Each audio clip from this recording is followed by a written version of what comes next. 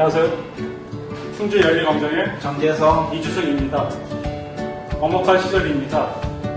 어느 정부가 와도 일반 시민들의 삶의 질은 큰 변동이 없어야 되는데 지금 정부는 그렇지 않은 것 같습니다.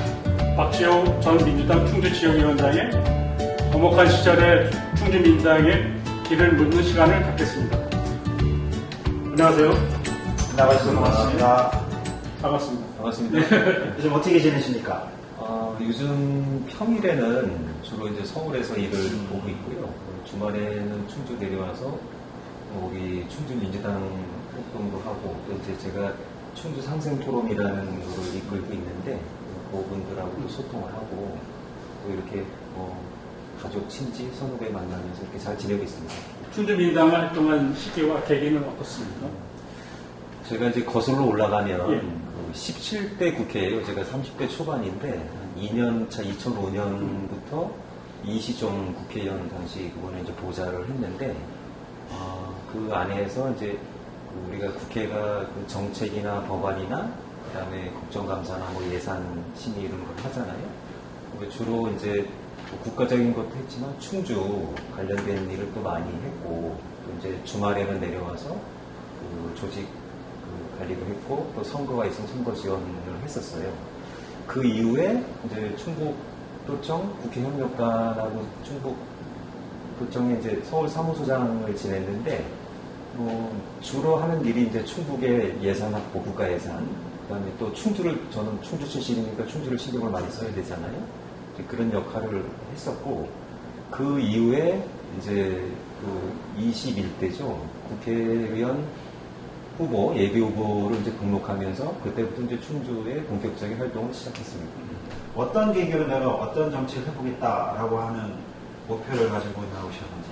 본인이 나가야 될 분야를 이제 결정을 하게 되잖아요. 저도 이제 고민이 많았는데, 정치 분야를 저는 선택을 했어요. 정치 분야를 선택하다 보니까, 제가 나중에 그때부터, 20대부터 큰 꿈을 가졌다기보다, 정치 분야에서 일을 하면서 작은 일이라도 제가 유익하고 나라나 지역에 보탬이 되는 일을 하자 그런 취지에서 이제 시작을 하게 됐죠. 시작을 하다 보니까 이제 이런 이제 계기가 됐었고 정치는 끊임없이 변화하고 개혁하고 진보해야 된다 이제 그런 사고를 갖고 있고 앞으로도 끊임없는 도전을 할 것입니다. 지역위원장을 맡으면서 충주 민주당의 현실을 느낀 점은 어떤 것이었습니까? 충주 민주당은 그 훌륭한 분들이 많이 계시거든요. 그런 반면에 개성이 강하세요.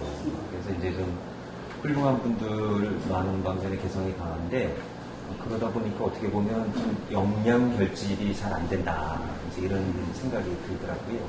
그래서 그 역량 결집은 나를 조금 내려놓고 내 사심을 좀 내려놓고 이제 우리 충주 민주당이라는 공동체를 위해서 노력하면은 좀 낫을 텐데 이제 그런 게 그 당시에는 좀 안 됐다 이런 있었고 그 다음에 우리가 10여 년 동안 각종 선거에서 그 패배를 했잖아요.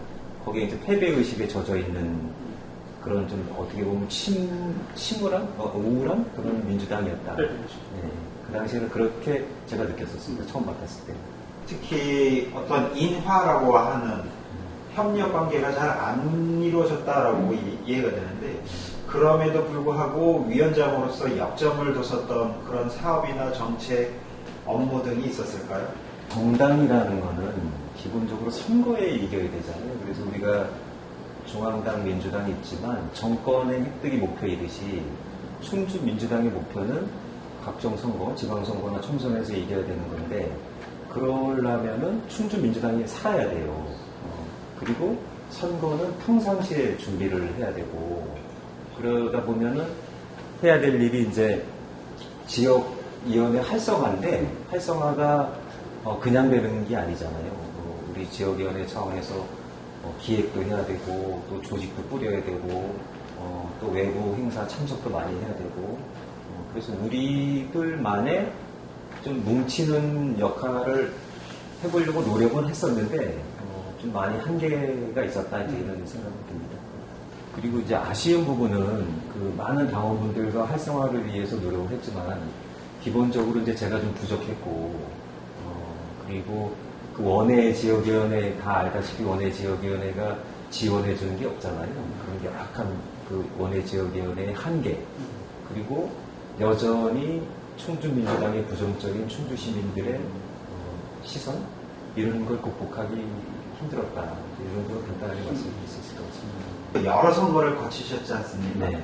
그 선거를 거치시면서 우리 충주에서 선거가 어떤 문제점을 가지고 있었는지 아니면 어떤 방향으로 흘러왔었는지 그걸 혹시 정의 내리시거나 내지 평가하실 수 있을까요? 그 기본적으로 충주 시민 민심은 이렇게 급격하게 변화를 바라는 것 같지 않더라고요. 제가 그 한 20여 년 뭐 스텝으로도 껴봤고 제가 직접 라디오 보러 등록을 하면서 껴봤지만 천천히 변하는 것을 원하는 것 같고 그 우리가 상대당이 국회의원과 시장이 오랫동안 하시다 보니까 시민들도 거기에 적응하지 않았나 이런 생각이 들어요. 비판을 하면서도 적응하고 그래서 이제 그런 부분이 제가 지켜본 충주의 민심이었던 것 같다 이런 생각이 듭니다. 지난 총선에 있어서 가장 우리 민주당의 뼈아픈 패인이 어떤 것이었다? 간단하게 혹시 정의 내주실 수 있을까요? 일단 그 2024년 4월 선거 직전 제가 지역위원장이었습니다. 그 지역위원장을 하면서 저는 항상 이 생각을 했었거든요. 아 이게 이대로만 가면 그 다음 총선은 근소한 차이로 우리가 이길 수 있겠다. 왜 그런 생각을 했냐면 그 1년 전에 이제 이게 좀 비하인드에 다 끝났으니까 비공개 여론조사가 있었습니다. 작년 8월이죠. 거기에 제가 국민의힘 후보를 근소한 차이로 이긴 게 있었거든요. 그거를 보면서 이제 우리가 힘들지만 지역에 힘들지만 근소한 차이로 다음 선거는 승리할 수 있겠다 이런 생각을 했는데 그 여러분들이 다 지켜봤다시피 지난 경선 과정에서 후보자 심사나 그다음에 그 경선 룰이나 이런 부분에 있어서 사실상 좀 납득하기 힘든 그런 부분이 있었거든요. 그래서 그거를 저만 하는 게 아니고 각 후보들이나 그다음에 그 지지하는 분들, 당원분들이 다 알고 있었기 때문에 역대 어느 선거보다 좀 당원들의 분열이 심했다. 그 당원분들이 이런 분들이 특히 저를 지지하는 분들이 제가 이렇게 합시다 해서 이렇게 하는 분들이 아니거든요. 그리고 지금은 옛날같이 그냥 그 관심 없이 보다가 누가 후보가 되면은 도와주고 이런 시스템이 아니고 당원분들이 하나하나 다 디테일하게 보고 있거든요. 그래서 제가 이제 공개적으로는 이제 그 정도밖에 얘기할 수 없는 부분이 있는 거고, 그래서 그런 분열이 심했던 거고, 그래서 우리가 선거가 힘들었던 건데, 그럼에도 불구하고 충주 정치 교체, 그 다음에 윤석열 정권 심판, 더군다나 진보당까지 단일화가 됐었잖아요. 네, 그렇죠. 정말 이겨야만 하는 선거고 이길 수 있는 선거였는데 그러지 못한 거에 대해서도 저도 반성을 하고 지금도 그 후유증이 사실 커요.